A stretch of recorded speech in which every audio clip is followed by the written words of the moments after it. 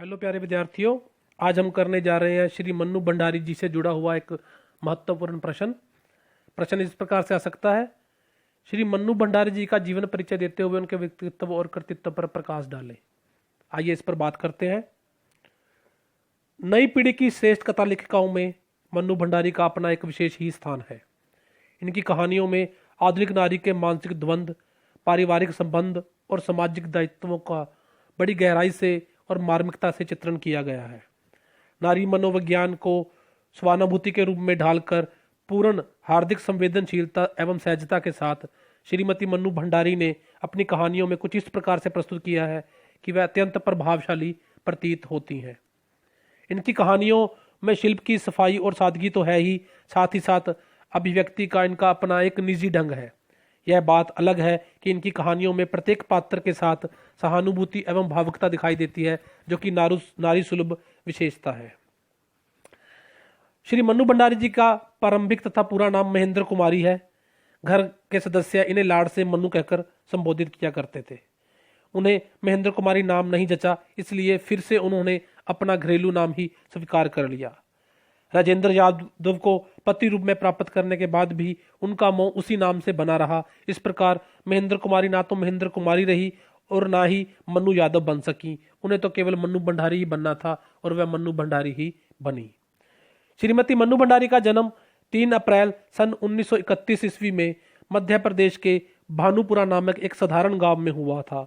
इनके पिता श्री सुख संपत राय एक प्रतिष्ठित विद्वान थे। वह हिंदी पारिभाषिक कोश के आदि रचनाकार थे। उस कोश की रचना उन्होंने 8 भागों में की थी। बाद में उन्हें विश्व कोश का कार्य भी संपन्न किया। कठिन परिश्रम करने के कारण वह कैंसर के शिकार हुए और फिर इसी कारण उनकी मृत्यु हो गई।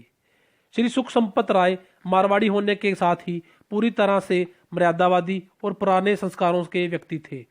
उन पर जातिगत संस्कार बहुत हद तक हावी थे। शायद इसी कारण उनकी सुपुत्री मन्नू को उन्होंने राजेंद्र यादव से विवाह करने की अनुमति प्रदान नहीं की थी। विवाह हो जाने के बाद भी वह उनसे मिल ना सके। श्री सुख संपत राय जी व्यक्तित्व के धनी और प्रभावशाली व्यक्ति थे। साहित्य के साथ साथ वे राजनीति में भी बहुत सक्रिय थे। इसका सबसे बड़ा प्रमाण यह है कि इंदौर कांग्रेस की स्थापना उन्हीं के घर पर हुई थी। जैन धर्मावलंबी होने के बावजूद वे आर्य समाज से बहुत प्रभावित थे। उनमें राष्ट्रीय भावना कूट कूट कर भरी हुई थी, इसीलिए वे परिवार से भी अधिक देश को प्रेम करते थे।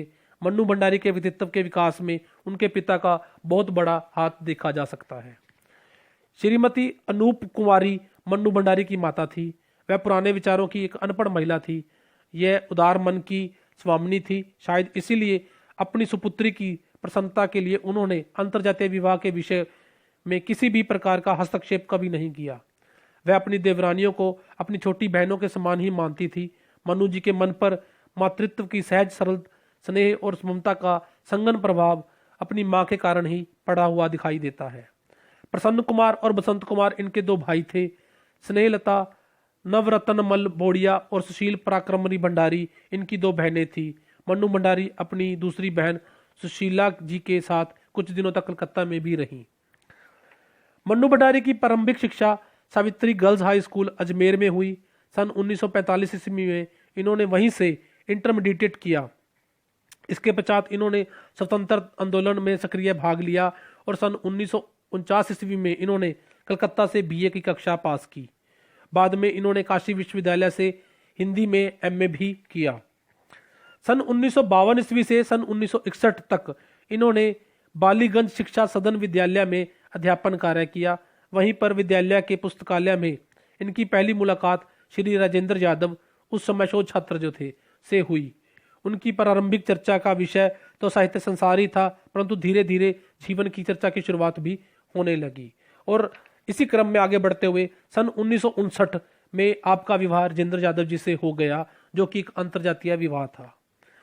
इसी क्रम में सन 1961 में श्रीमती मन्नू भंडारी जी ने एक बच्ची को जन्म दिया। इन्होंने जो पुत्री को जन्म दिया उसका नाम रचना रखा गया। उसे घर में सभी सदस्य टिंकू कहकर पुकारते थे। यह वर्ष मन्नू भंडारी के लिए क्रांतिकारी वर्ष सिद्ध हुआ। वह स्कूल के अध्यापकीय वृत्ति छोड़कर कॉलेज की प्राध्यापिका बन गई। सन 1961 से लेकर सन 1964 तक वे कलकत्ता के रानी बिड़ला कॉलेज में प्राध्यापन कार्य करती रहीं। इसके बाद सन 1964 ईस्वी में ही दिल्ली आ गई तथा दिल्ली विश्वविद्यालय के एक प्रसिद्ध कॉलेज मिरांडा हाउस में प्राध्यापिका नियुक्त हुई और काफी समय तक यहीं पर कार्यरत रहीं। वृत्ति से मनु भंडारी अध्यापन और रुचि से कहानी उपन्यास लिखना पढ़ना अपना पवित्र कार्य समझती थी। उनके महाभोज नामक उपन्यास पर राजकुमार मुवालका 11,000 रुपए की नगद राशि का पुरस्कार प्राप्त हुआ। यह उपन्यास सन 1976 से 80 अवधि में प्रकाशित सर्वश्रेष्ठ कृति स्वीकार की गई। यही उपन्यास उत्तर प्रदेश हिंदी संस्थान द्वारा 6,000 रुपए की नगद राशि से पुरस्कृत किया गया। सन 1980 से 81 ईस्वी के अंतर्गत केंद्रीय हिंदी निदेशालय की ओर से अहिंदी भाषी क्षेत्र की हिंदी लेखिका के रूप में यह सम्मानित भी की गई।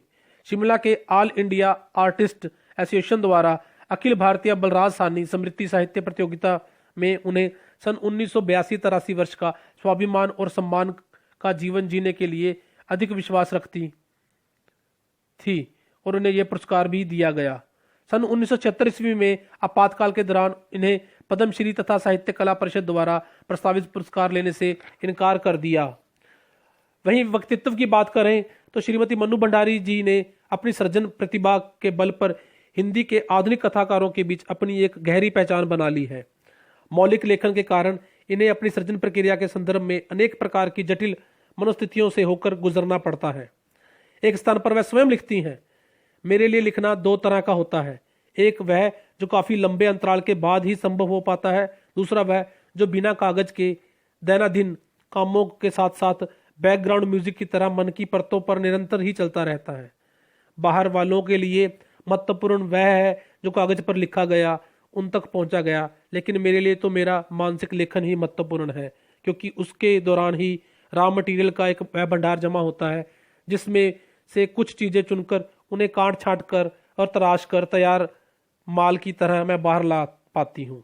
इस प्रकार श्रीमती मनु भंडारी ने मानसिकता को लेखन प्रक्रिया का सबसे महत्वपूर्ण और प्रमुख तत्व के रूप में स्वीकार व ग्रहण किया। पहले भारी संसार की संवेदना से प्रभावित होना और बाद में मन के भीतर उनका द्वेलन और विस्फोट वास्तव में चिंतन और अनुभूति के टकराव का विस्फोट होता है। इसी को दृष्टि में रखते हुए राजेंद्र यादव ने कहा है, मनु के दिमाग में प्लाट मौखिक और सशक्त आते हैं।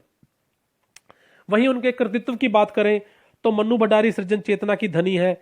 इन्होंने अनेक मौलिक रचनाओं का सृजन किया है। इनकी रचनाओं पर इनके व्यक्तित्व की छाप स्पष्ट दिखाई देती है, क्योंकि यह रचनाएं सदी हुई कलाकार की अमूल्य निधि हैं। मनु भंडारी ने कहानी, उपन्यास और नाटक विधा में अपनी रचनाओं के माध्यम से विकसित करने का प्रयास किया है। आइए इनकी रचनाओं पर एक नजर डालते हैं। सबसे पहले है जी कहानी संग्रह, मैं हार गई, तीन निगाहों की एक तस्वीर, यही सच है, एक प्लेट सैलाब, त्रिशंकु, आंखों देखा झूठ। ये इनके 6 कहानी संग्रह हैं, जिनमें से आंखों देखा झूठ को बाल कहानी संग्रह या बाल कहानियों से सुशोभित किया गया है। वही नाट्य साहित्य की बात करें तो बिना दीवारों का घर इनका एक प्रसिद्ध नाटक है। वहीं महाभोज जो है उसका एक नाट्य रूपांतरण भी तैयार किया गया है। उपन्यास की बात करें तो 1 इंच मुस्कान, आपका बंटी, स्वामी, महाभोज, कलावा, ये इनके प्रमुख 5 उपन्यास स्वीकार किए गए हैं। इनमें कलावा को बाल उपन्यास स्वीकार किया गया है। इसी प्रकार मनु भंडारी जी की जो कहानियां हैं उनको बाद में 3 संग्रहों के रूप में प्रकाशित किया गया, जिन्हें श्रेष्ठ कहानियां, मेरी प्रिय कहानियां तथा सप्तपर्णा आदि नाम दिया गया है। विगत 20वीं सदी के 5वें दशक से लेकर आज तक प्रतिष्ठित कथा लेखिकाओं में मनु भंडारी का नाम प्रथम पंक्ति में दर्ज किया जाता है और ये किया जाना भी चाहिए। इन्होंने प्रेमचंदीय कथा शैली और कथ्यगत वैविध्य की परंपरा को आगे बढ़ाया। इनकी सभी कहानियों में सामाजिक सरोकार और समस्याओं का ताना बाना गुथा गया है। चूंकि इनकी कहानियां और उपन्यास कथा तत्व अर्थात घटनात्मकता का दामन निरंतर थामा गया है, इसलिए उनमें एक और तो मोहन राकेश, यशपाल, कमलेश्वर आदि प्रतिष्ठित रचनाकारों की तरह परंपरा और भारतीय सभ्यता और संस्कृति का समर्थन मिलता है।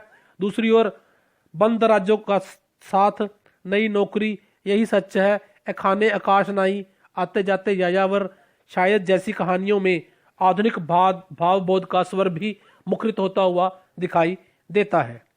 परंपरावादी कहानियों में अकेली, मजदूरी, खोटे सिक्के जैसी प्रेमचंदीय कथ्या और शिल्पगत बनावट वाली कहानियां कही जा सकती हैं। अकेली कहानी पर तो मुंशी प्रेमचंद की कहानी बूढ़ी काकी की स्पष्ट छाप भी हमें दिखाई देती है। इतना होने पर हम ये कह सकते हैं कि मन्नू भंडारी ने अपने साहित्य से जो हिंदी साहित्य का की जो जी सेवा की, जो उसका झोली भरी, उससे वह अपने आप को यहाँ साहित्य के नक्षत्रों में दर्ज करने में सफल हुई है। यह उनके साहित्य की सबसे बड़ी विशेषता रही है, यही उनके कृतित्व का सबसे बड़ा केंद्र बिंदु रहा है। धन्यवाद विद्यार्थियों।